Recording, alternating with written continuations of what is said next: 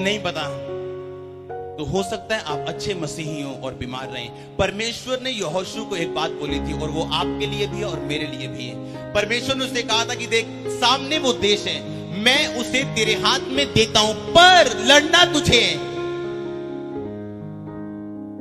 पौलुस ने कहा तीमुथियुस को जो भविष्यवाणी तेरे विषय में की गई उनके अनुसार तू अच्छी लड़ाई को लड़। आज मैं फिर से आपको बेसिक सिखाने के लिए आया हूं। लोग बोलते हैं कि परमेश्वर ने अपने वचन में लिखा कि उसके कोड़े खाने से मैं चंगा हो चुका हूं, उसके सुसमाचार सुनाने अमीर हो चुका हूं, तो मैं अमीर क्यों नहीं हूं और मैं चंगा क्यों नहीं हूं? आपने परमेश्वर का वचन अब तक पर्सनली नहीं लिया, इसीलिए आप अमीर नहीं और इसीलिए आप चंगे नहीं। अगर एलिया को पता था कि परमेश्वर ने कहा कि बारिश नहीं आएगी तो उसे प्रार्थना करने की क्या जरूरत थी? फिर जब परमेश्वर ने कहा कि एलिया बारिश आने वाली है, अब राजा को बोल कि बारिश आने वाली है। अगर एलिया को पता था कि बारिश आने वाली है तो उसे प्रार्थना करने की क्या जरूरत थी? आज परमेश्वर फाइट करने की आत्मा आपके हृदय में दे यीशु मसीह के नाम में। एलिया ने फाइट की, वो जानता था कि बारिश परमेश्वर ने बोला आएगी, लेकिन अब मेरा काम ये है कि मैं परमेश्वर के बोले गए के अनुसार अब मैं फाइट करूं। जो लड़ते हैं वो जीतते हैं। अगर आप अच्छी आशीष को डिजर्व करते हैं वो कभी नहीं आएगी जब तक आप फाइट नहीं करते हैं। कितनों को समझ आई मेरी बात? मैं हिंदी में बताता हूं। आप जिस चीज के काबिल आपको कभी नहीं मिलेगी अगर आप लड़ते नहीं हैं आत्मा में, प्रार्थना में, परमेश्वर के सामने। जरूरी नहीं कि अच्छा व्यक्ति लड़ाई में जीते। कितनों को समझ आ रही मेरी बात? अच्छे व्यक्ति को बिना बंदूक के अगर आप लड़ाई में खड़ा कर देंगे तो मर के या घायल होकर वापस आने वाले हैं। अगर आपको नहीं पता कि शैतान की योजना क्या है और बाइबल में लिखा है वो एक फाड़ने वाले शेर की तरह आपका पीछा करता है कि कब मौका मिले और आपको वो फाड़े, और वो उन्हीं को फाड़ता है जिनके जीवन में परमेश्वर का प्रैक्टिकल वचन नहीं है, वो जो परमेश्वर के वचन पे खड़े नहीं है, जिनके जीवन में पवित्रताई और धार्मिकता नहीं है। अगर एलिया को पता था कि बारिश आएगी तो उसे प्रार्थना करने की कोई भी जरूरत नहीं थी। उसे वेट करनी चाहिए थी कि हाँ परमेश्वर ने बोला बारिश आएगी। और इसी तरह आज के मसीही हैं जो इंतजार करते कि परमेश्वर ने कहा उसे कोड़े खाने से मैं चंगा हो चुका हूं। तुम्हारी प्रार्थना कहां है? तुम्हारी फाइट कहां है? तुम्हारा केस कहां है? परमेश्वर ने पुराने नियम में लिखा अपना मुकदमा मेरे साथ लड़, अपना प्रमाण दे, मुझे बता कि तुझे क्या चाहिए और क्यों चाहिए।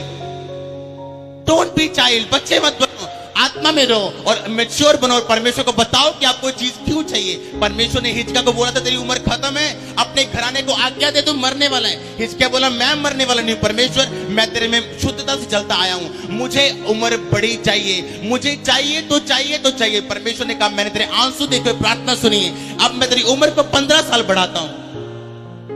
वो सेम परमेश्वर जिसने फैसला कर लिया था हिजकिय्याह को मारने का, वो सेम परमेश्वर ने 15 साल उम्र उसकी और बढ़ाई। फाइट करो और जीतो यीशु मसीह के नाम में। आलसी मत बनो, बच्चे मत बनो। परमेश्वर ने अगर लिखा उसके सुसमाचार सुनाने से तुम अमीर हो चुके हो, अब तुम्हें फाइट करनी है। अगर उसने कहा उसके कोड़े खाने से तुम चंगे हो चुके हो, अपने मुकदमे को परमेश्वर के सामने लेके जाओ। जो मेरे साथ हुआ वैसा आपके साथ हो यीशु मसीह के नाम में। परमेश्वर जिताता है उनको जो लड़ते हैं, जो फैसला जिन्होंने कर लिया है आशीष में जीने का, जिन्होंने फैसला कर लिया आत्मा में जीने का, जिन्होंने फैसला कर लिया शैतान के सामने ना झुकने का, अपने पाप के सामने ना झुकने का। विरोध सहने का कोई प्रॉब्लम नहीं, लेकिन परमेश्वर के वचन से गिरने का ना गिरने का जिन्होंने फैसला कर लिया है वो जीतेंगे और दुनिया देखेगी आपको यीशु मसीह के नाम में। अगर आप फैसला कर लेते परमेश्वर के वचन पे खड़े रहने का, अपना मुकदमा लिखा पेश कर, अपने प्रमाण मुझको दे। परमेश्वर ने कहा जज आपकी भावनाओं को नहीं सुनता, वो संविधान को सुनता है और आपके प्रूफ देखता है। आपके पास सबूत कौन कौन से हैं जो आपको निष्पाप साबित करते हैं? हमारे पास एक प्रूफ है। अगर हम पापी है तो आप जा सकते हैं परमेश्वर के सामने की तरह, ब्लड मुझे साफ करता है और तेरे वचन में लिखा है कि तेरे कोड़े खाने से मैं चंगा हो चुका हूं। तेरे वचन में लिखा है तेरे सुसमाचार सुनाने से मैं अमीर हो चुका हूं। पर्सनली अगर आप इस वचन को लेकर परमेश्वर के सामने जाते हैं तो 100% रिजल्ट आप अपनी जिंदगी में देखेंगे और कभी शर्मिंदा नहीं होंगे यीशु मसीह के सामर्थी नाम में। परमेश्वर ने आपको बुलाया जीत वाला जीवन देने के लिए, जयवंत जीवन देने के लिए, लेकिन अगर बाइबल की नॉलेज आपके पास नहीं है आप अंधे हैं। आप अंधे हैं। मैं सच में बता रहा हूं आपको। अगर आपको नहीं पता कि परमेश्वर का वचन मुझे क्या कहते हैं, लोग बोलते हैं कि क्या परमेश्वर की इच्छा है कि मैं चंगा हूं।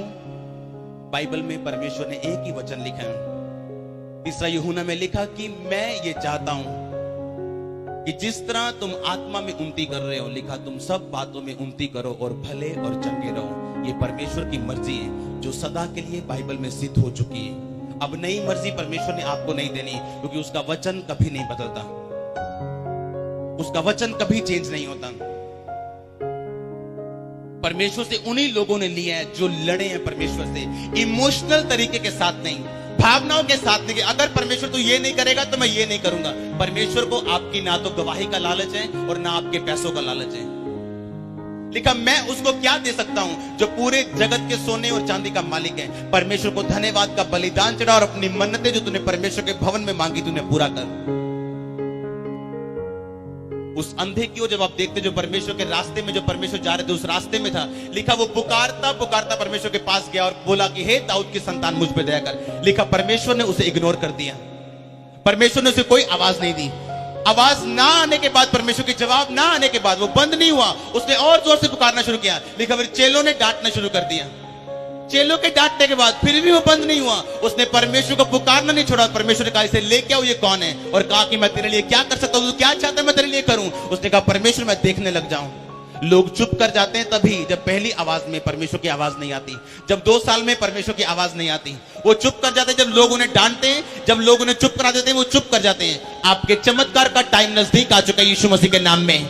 आज से आप लड़ेंगे और जीतेंगे। परमेश्वर आपको ऐसा आत्मा आज देगा। आमीन। लिखा वो अंधा जब परमेश्वर को लगातार पुकारने लगा, उसने बंद नहीं किया, अपनी पुकार को बंद नहीं किया। या तो आप बदलेंगे या आपका अंगीकार बदलेगा। अपने पड़ोसी को बोल दो, या तुम बदलोगे या अंगीकार बदल जाएगा। आमीन। या तो आपकी बीमारी चंगाई में बदलने वाली है, या आपका अंगीकार बदलने वाला कि परमेश्वर मुझसे प्रेम नहीं करता। अगर आप अड़े और खड़े रहे तो गवाही के साथ वापस आएंगे यीशु मसीह के नाम में।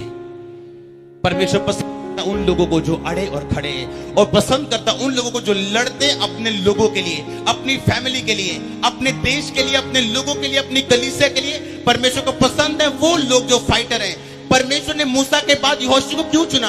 यहोशू एक फाइटर की स्पिरिट वाला इंसान था, लड़ने वाला इंसान था, इंसानों से नहीं, इमोशनल इंसान नहीं था। इमोशनल तरीके से परमेश्वर से आप कुछ नहीं ले सकते।